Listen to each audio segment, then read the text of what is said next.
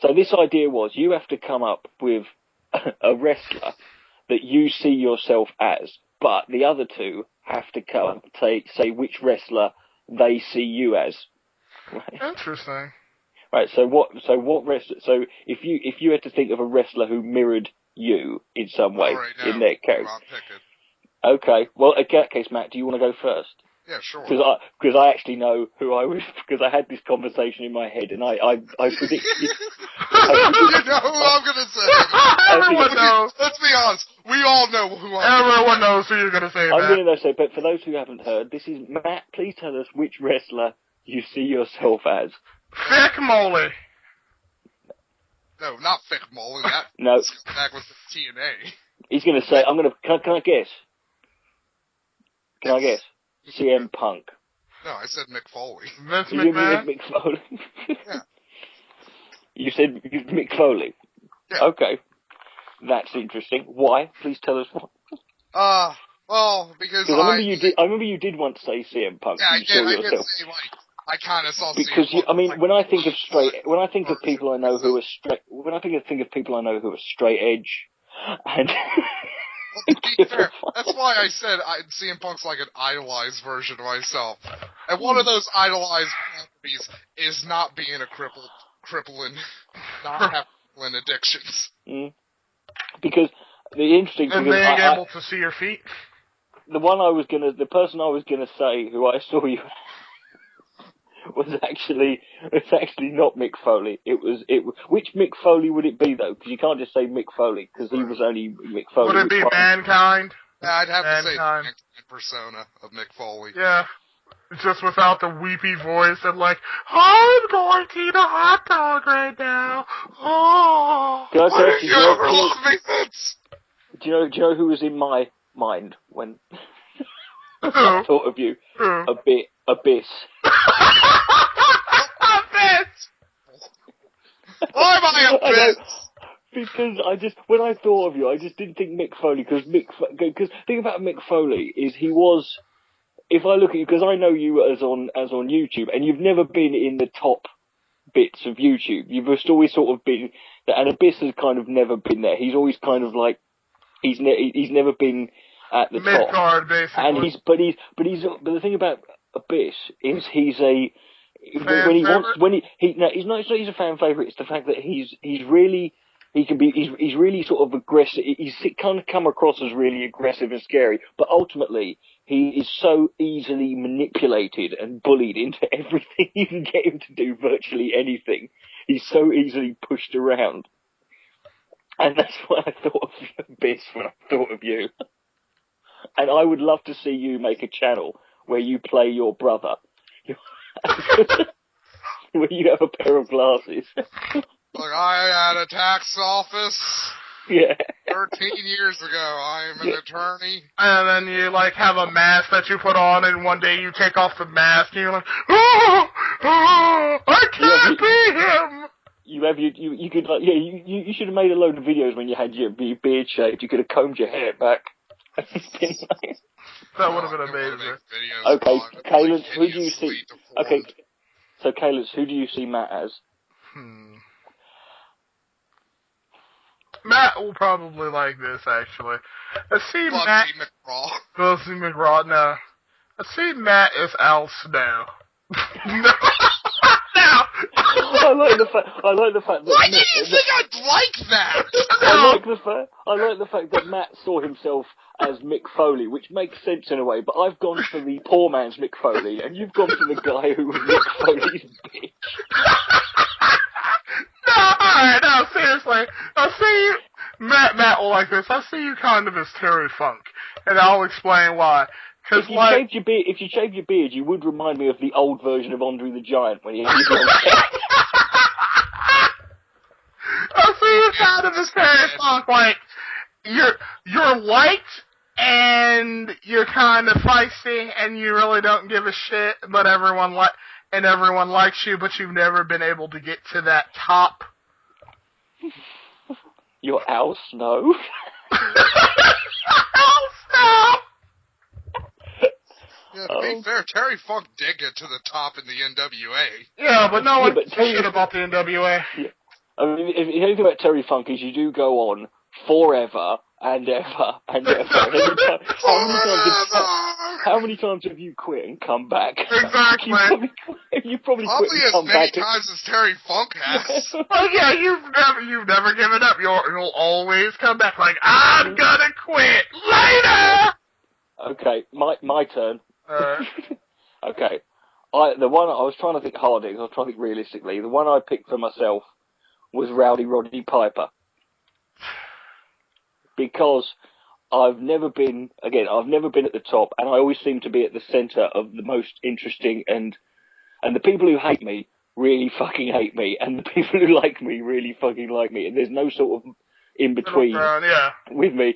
And I've never been one of the big and the massive top names, but I've always sort of been around, and I always seem to be at the centre of the most sort of interesting and and the most amount of trouble in what I'm doing. So, open to the floor. Matt, your retort. Go ahead, Matt. Roddy Piper is good. Part of me out of spite just wants to be like, Wade Barrett. You remind me of you're 2.5 MB. You remind me of a young Chris Benoit. Just You mean an alive Chris Benoit?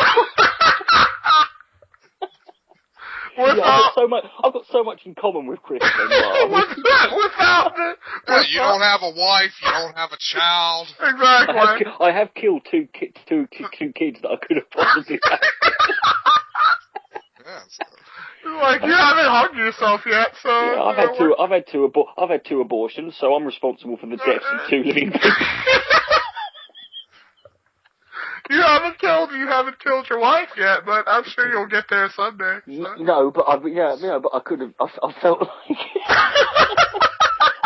I've nearly killed people who I was engaged to. I'm gonna go with Brian Pillman. Brian Pillman. Do you know what? The ending of Brian could actually be quite good. You can just see Coughlin's got a gun. Oh fuck. Just because. You're an off-kilter person, but you're also fairly well respected, like Pillman was. Maybe. I mean, to be fair, he had none of that respect in his lifetime.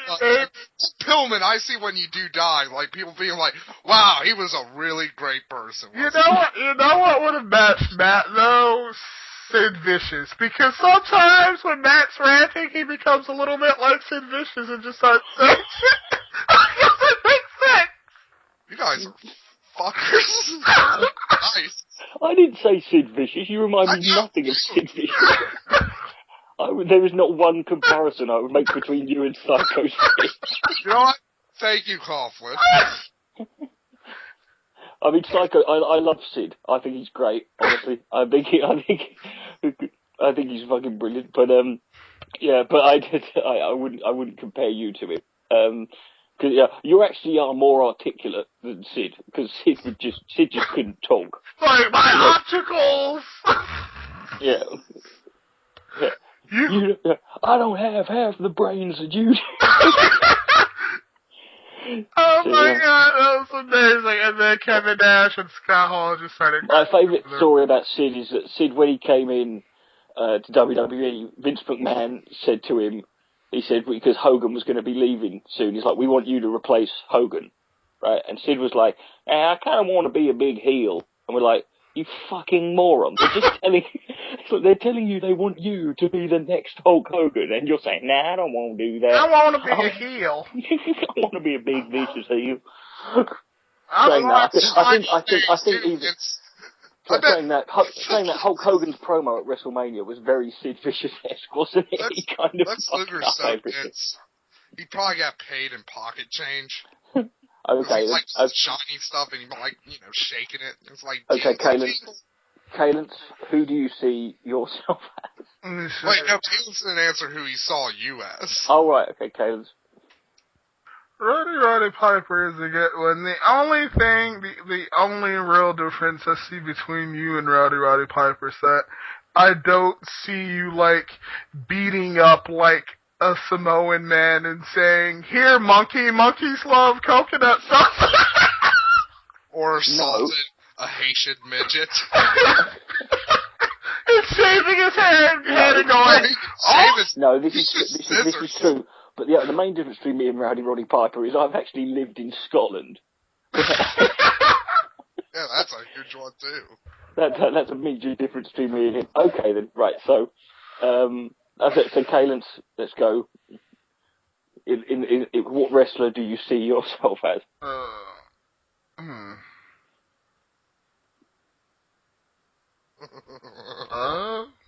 Matt's thought of one, clearly. Go ahead, Matt. Who? Virgil. Wow. Virgil, did you just say? Yeah, that was too easy, though. You see, I was going to go for the much more sort of the sort of better version of Virgil, which was David Otunga. Wow.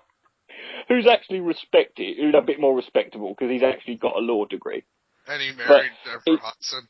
Yeah, but in the context of us, I mean, you're kind of like the mediator, and that's kind of what you're like, the guy who goes in. You're like the in between guy between when me and Matt are fighting with each other. Or you're like the sort of you're that guy who's there to sort of deal with the.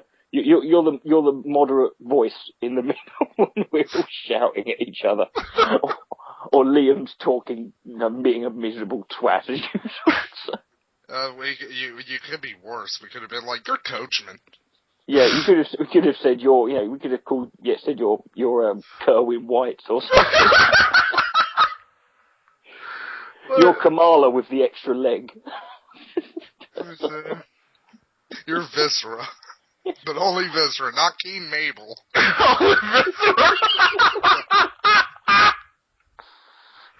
You're Mo from Men on a Mission.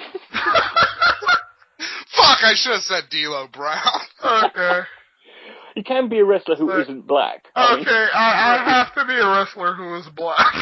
That's the unspoken rule of the internet.